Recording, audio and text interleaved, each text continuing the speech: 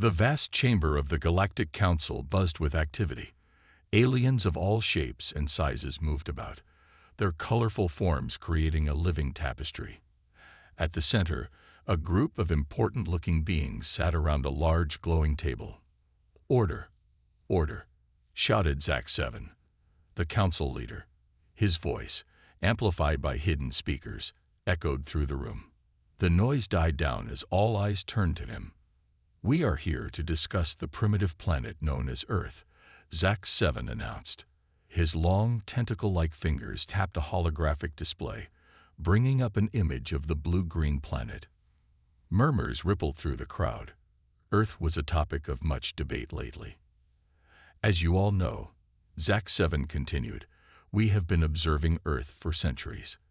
They have made some progress, but they are still far behind us." Flea X, a small green alien with large eyes, spoke up. "Why do we even bother with them?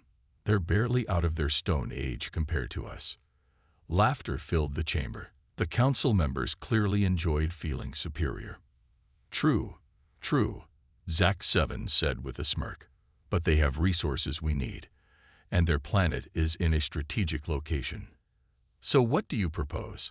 asked Vorn, a tall, reptilian being.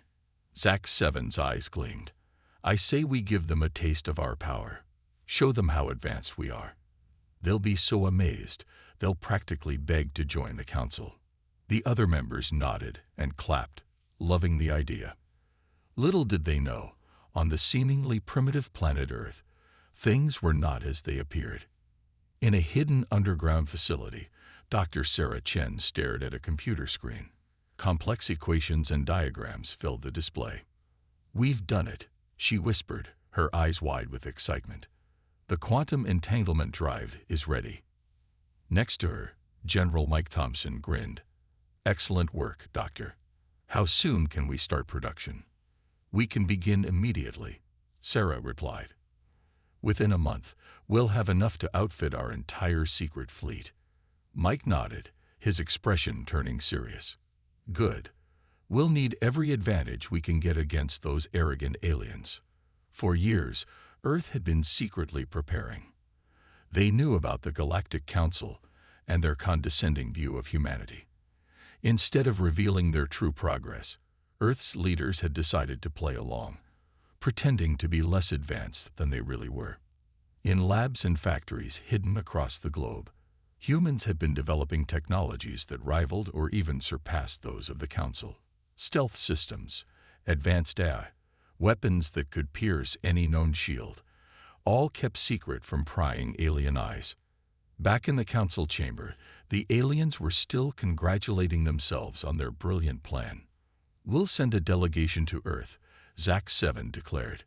"We'll dazzle them with our technology, show them our massive ships. They'll be so overwhelmed, they won't know what hit them." The council members cheered, already imagining the looks of awe on the primitive humans' faces. As the meeting concluded, Glee X approached Zack 7. "Do you really think the humans will just roll over and accept our rule?" Zack 7 laughed. "Of course they will. What choice do they have? Their weapons are like toys compared to ours. Their ships can barely leave their own atmosphere. Trust me, this will be easier than taking candy from a baby's organ." If only they knew the truth. If only they could see inside the secret war room where Earth's leaders were gathering at that very moment. "The Council is planning to make their move," President Emilia Rodriguez announced to the assembled group.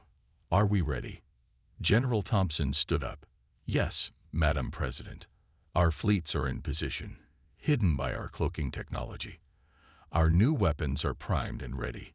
We can strike at a moment's notice." Emilia nodded, her face grim but determined. "Very well. Let them come with their fancy displays and hollow threats. We'll play along, for now. But when the time is right, we'll show them exactly what humanity is capable of." As the Council's delegation prepared to leave for Earth, and as humanity readied its secret defenses, the stage was set for a confrontation that would shake the galaxy to its core.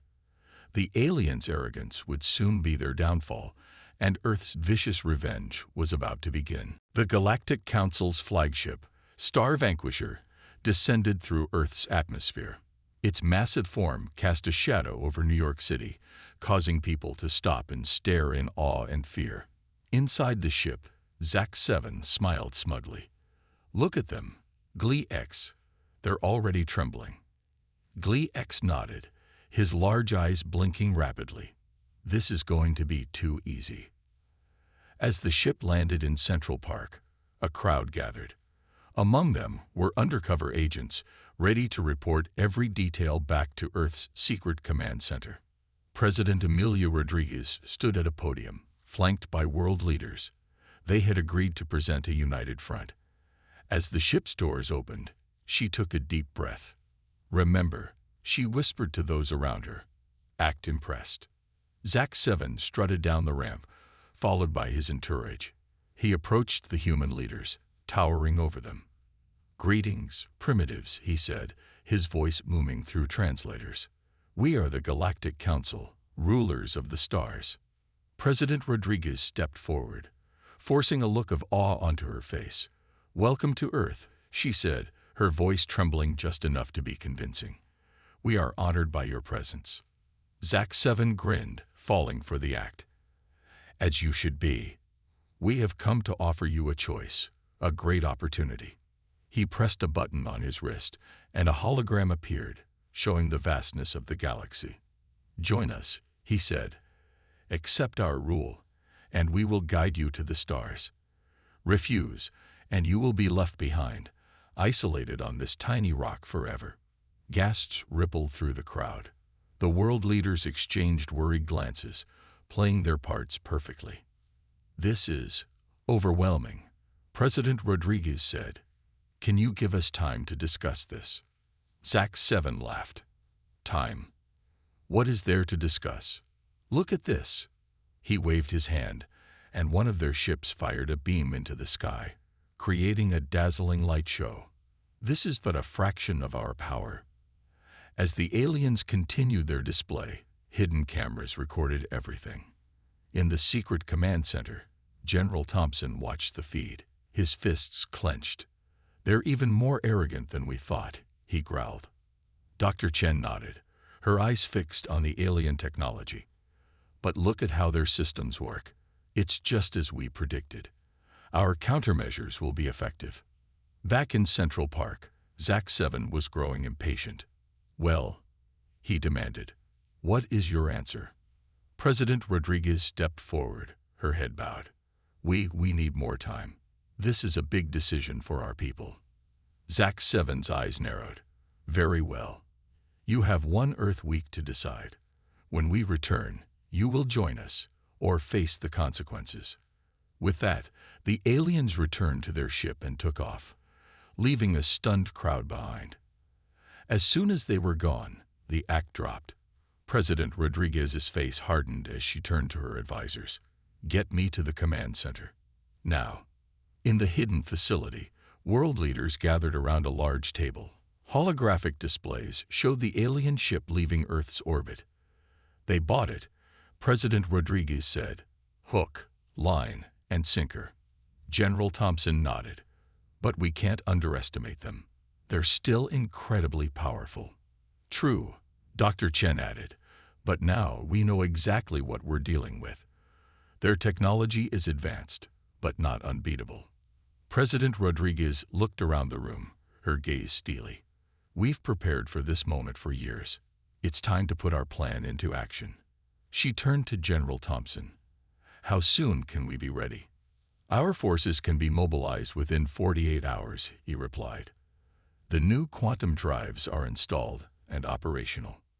"Good," the president said. She then addressed the room. "Ladies and gentlemen, in 1 week, the Galactic Council will return, expecting us to kneel before them." A grim smile crossed her face. "Instead, we'll show them exactly what humanity is capable of." As the meeting continued, plans were set in motion across the globe. In hidden bases, soldiers prepared for battle. In secret labs, scientists made final adjustments to their advanced weapons. The Galactic Council had delivered their ultimatum, thinking they held all the cards. But humanity was about to play a hand that would shock the entire galaxy. The countdown to Earth's vicious revenge had begun. Deep beneath the Rocky Mountains, in a facility unknown to the Galactic Council, Dr. Sarah Chen stood before a massive device. It hummed with energy, its core glowing with an otherworldly light. "The Gaia engine is ready," she announced to the team of scientists and military personnel gathered around her. "This is what will turn the tide against the aliens." General Thompson stepped forward, his eyes wide with awe. "Explain it to us one more time, Doctor. How does this thing work?" Dr. Chen nodded, her face serious. "The Gaia engine harnesses the Earth's unique geomagnetic field. It amplifies it, creating a weapon that can disrupt any technology not specifically shielded against it." She pointed to a holographic display showing the Earth and the surrounding space. "When activated, it will create a pulse that will spread throughout our solar system. Any ship or weapon in its path will simply shut down." A murmur of excitement ran through the crowd. This was the secret weapon they had been working on for years, ever since they first detected the alien presence in their galaxy. "But what about our own tech?" a young scientist asked. "Won't it affect us too?" Dr. Chen smiled. "That's the beauty of it. Because it's based on Earth's own magnetic field, our technology is naturally resistant. We've also developed special shielding for our more advanced systems." General Thompson's communicator beeped. He checked it, and his expression turned grim. "We've just received word. The Council's fleet has entered the solar system. They'll be here in less than 24 hours. The room fell silent. The moment they had been preparing for was finally here. "All right, people," General Thompson barked. "This is not a drill. Get the Gaia engine ready for transport. We move out in 1 hour." As the team scrambled to action, the scene shifted to space, where the Galactic Council's fleet approached Earth. On the bridge of the flagship, Zach 7 lounged in his command chair, a smug smile on his face.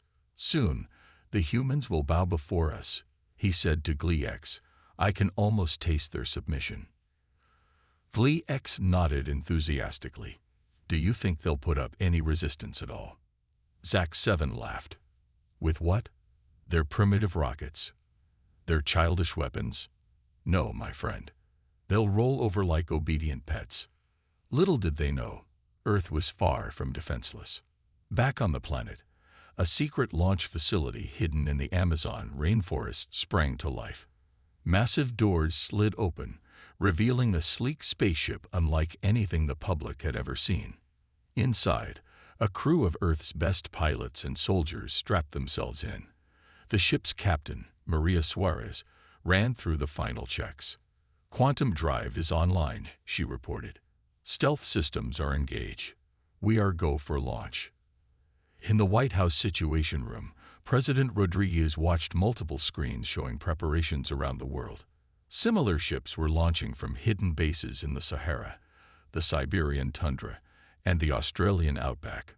"Remember," she said to the military commanders around her, "our goal is not just to defend Earth. We're going to show the Galactic Council that humanity is a force to be reckoned with." As Earth's secret fleet assembled in orbit, cloaked from both civilian eyes and alien scanners, the Gaia engine was carefully loaded onto the flagship, the Terra Nova. Dr. Chen supervised the installation, her hand steady despite the enormous pressure. "Once we're in position," she explained to Captain Suarez, "we'll only have one shot at this. The element of surprise is crucial." Captain Suarez nodded grimly. "Don't worry, Doctor. We'll get you where you need to be." As the final preparations were made, a tense silence fell over the planet. On the surface, governments maintained the illusion of panic and indecision. But in secret bases and hidden ships, humanity stood ready. The Galactic Council thought they were about to claim an easy victory. Instead, they were flying into a trap of Earth's making. The stage was set for a confrontation that would change the balance of power in the galaxy forever. Earth's secret weapon was primed, its forces were in position, and its people were united in purpose. The countdown to humanity's vicious revenge had begun, and the unsuspecting Galactic Council was about to learn a harsh lesson about underestimating their primitive adversaries. The Galactic Council's fleet entered Earth's orbit, their massive ships casting shadows over the cities below. On the flagship's bridge, Zack-7 smiled wickedly. "Look at them scramble," he said, watching the panicked movements on the planet's surface. "They're like ants before a storm." Galactic chuckled. "Shall we begin the invasion, sir?" Zack-7 raised a hand. "Not yet. Let them stew in their fear for a bit longer. It will make their surrender all the sweeter." Little did they know, the panic they observed was all part of Earth's elaborate deception. In the hidden command center beneath the White House, President Rodriguez watched the alien fleet's movements on a giant holographic display. "Status report," she demanded. General Thompson stepped forward. "Our fleet is in position, cloaked and ready. The Gaia engine is primed. We're just waiting for your order, Madam President." Rodriguez nodded, her face set with determination. "Then it's time. Commence Operation Thunderbolt." Across the solar system, Earth's hidden fleet sprang into action. Ships equipped with quantum drives blinked into existence around the alien fleet, catching them completely by surprise. On the Terra Nova, Captain Suarez gave the order. "All ships, engage targets. Dr. Chen, activate the Gaia engine." Dr. Chen's fingers flew over the controls. The Gaia engine hummed to life, its energy building to a crescendo. In space, a wave of invisible energy pulsed outward from the Terra Nova. As it washed over the alien ships, their lights flickered and died. Weapon systems went offline. Engines sputtered and failed. On the Galactic Council's flagship, chaos erupted. "What's happening?"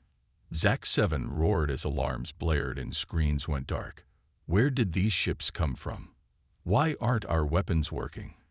Galactic frantically tapped at dead consoles. "I don't understand. Their technology shouldn't be this advanced." Outside, Earth's fleet opened fire. Beams of energy sliced through the now defenseless alien ships. Explosions blossomed in the silence of space. Back on the Terra Nova, Dr. Chen monitored the Gaia engine's output. "It's working perfectly," she reported. "Their entire fleet is disabled." Captain Suarez nodded grimly. "All ships, continue the assault. Remember your targets. We want to cripple, not destroy." The battle, if it could be called that, was completely one-sided. Earth's ships darted between the lumbering alien vessels, taking out engines, weapons, and communication arrays with surgical precision. In the White House Command Center, cheers erupted as they watched the aliens swift to defeat. But President Rodriguez remained focused. "General," she said, "prepare a boarding party. It's time to pay Zack-7 a visit."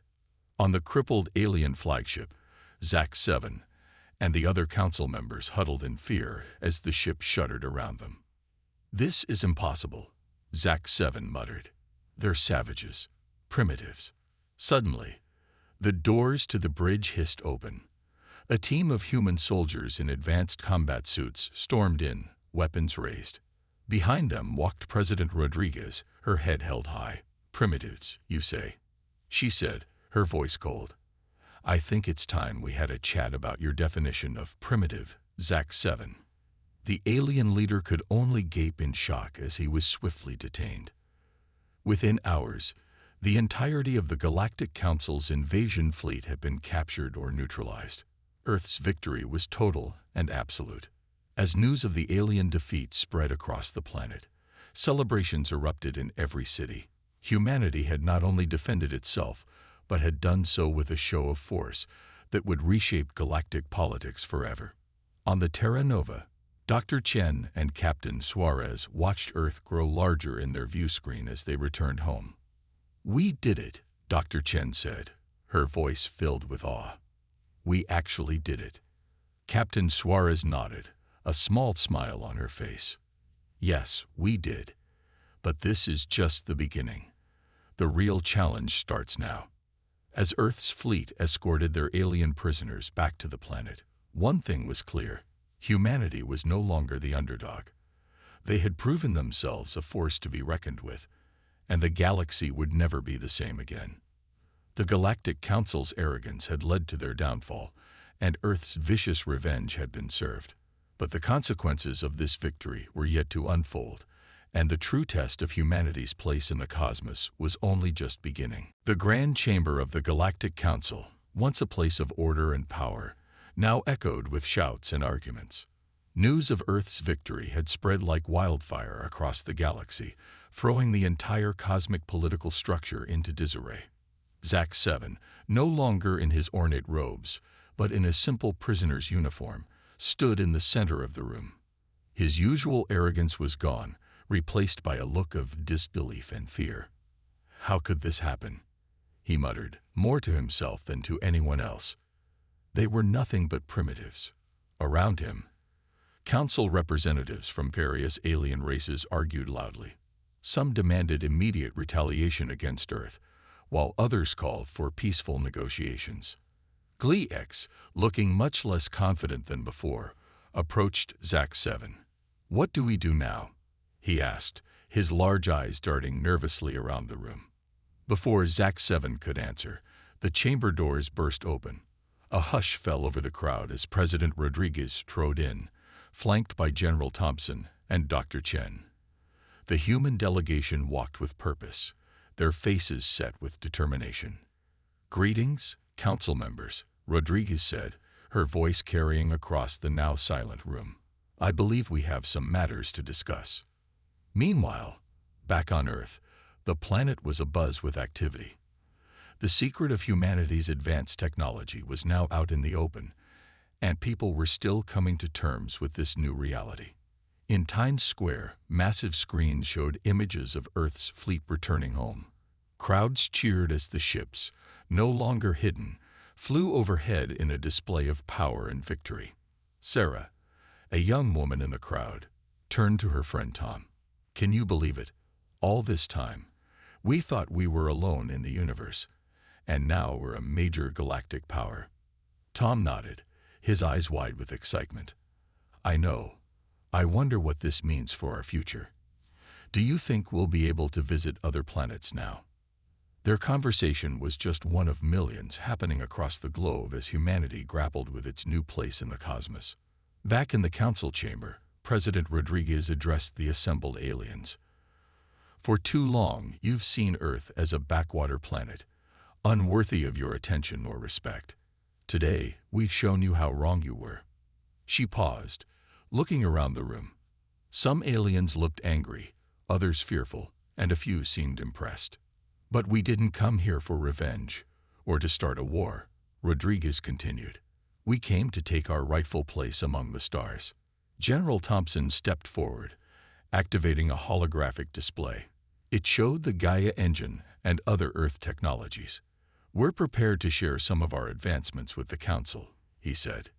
"In exchange, we want equal representation and a say in galactic affairs." The chamber erupted in a mix of outrage and excitement. Zack 7, still in shock, could only watch as his power slipped away. One alien, a tall, blue-skinned being, spoke up. "And if we refuse your demands?" Dr. Chen answered this time, her voice calm but firm. "The Gaia engine was just one of our developments. We have other technologies, other weapons. We don't want to use them, but we will if we must." The threat, thinly veiled as it was, sent another wave of murmurs through the crowd. As the negotiations continued, news of Earth's demands spread across the galaxy. On countless planets, beings of all kinds watched and waited, wondering how this upstart world would change the cosmic balance. On a distant space station, two alien traders watched the broadcast of the council meeting. "Who would have thought?" one said, shaking his head in disbelief. "Humans, of all species." His companion nodded thoughtfully. "Perhaps we've all been too quick to judge. If Earth could hide such power, who knows what other secrets the galaxy holds?" As the council debated and the galaxy watched, one thing was clear: the age of Earth's isolation was over. Humanity had stepped onto the galactic stage, and nothing would ever be the same again. The shock of Earth's vicious revenge was fading, replaced by a new reality. The question now was, how would the galaxy adapt to the rise of humanity? The Galactic Council chamber had transformed from a place of chaos to one of tense negotiation. Earth's leaders sat at the main table, facing the representatives of countless alien races. The fate of galactic politics hung in the balance. President Rodriguez leaned forward, her eyes scanning the room. "Let me be clear," she said, her voice firm but calm. "Earth is not here to conquer or to rule. We're here to claim our rightful place among the stars." Murmurs rippled through the alien delegates. Some nodded in agreement, while others scowled with distrust. General Thompson activated a holographic display, showing a new structure of the Galactic Council. "We propose a reorganization," he explained. "A system where all sentient species have an equal voice, regardless of their technological advancement." The hologram showed a circular arrangement, with Earth prominently placed among the major powers. This visual representation of Earth's demands caused another stir among the delegates. Zack 7, still under guard, couldn't contain himself. "This is outrageous," he sputtered. "You can't simply barge in here and demand." "Silence," boomed a voice from the back. An elderly alien with shimmering, translucent skin floated forward. This was High Elder Xylos, one of the most respected members of the council. "Zack 7, Xylos said, his voice carrying a hint of disappointment, "your arrogance has already cost us dearly. Perhaps it's time we listen to what Earth has to say." Xylos turned to the human delegation. "Please, continue. What else does Earth ask of us?" Dr. Chen stepped forward, activating another hologram. This one showed the Gaia engine and other Earth technologies. "We're prepared to share some of our advancements," she said. "Our quantum drive technology, our medical breakthroughs, even some of our defense systems." The aliens leaned in, their eyes wide with interest. Even the most skeptical among them couldn't hide their curiosity about Earth's hidden technologies. "But," Dr. Chen continued, her tone serious, "we have conditions. First, the immediate dismantling of any and all plans for galactic conquest or subjugation of lesser species." President Rodriguez took over. "Second, we want a complete overhaul of how the Council approaches newly discovered civilizations. No more manipulation, no more treating them as potential servants or slaves." She paused, letting her words sink in. "And finally, we demand that Earth be granted veto power on all major Council decisions for the next standard galactic year. This will ensure a smooth transition and prevent any unfortunate misunderstandings." The chamber erupted in a mix of shouts and heated discussions. Some delegates seemed outraged, others intrigued, and a few looked almost relieved. Amidst the chaos, High Elder Xylos raised his hands, calling for silence. "These are significant demands," he said slowly, "but perhaps not unreasonable, given the circumstances."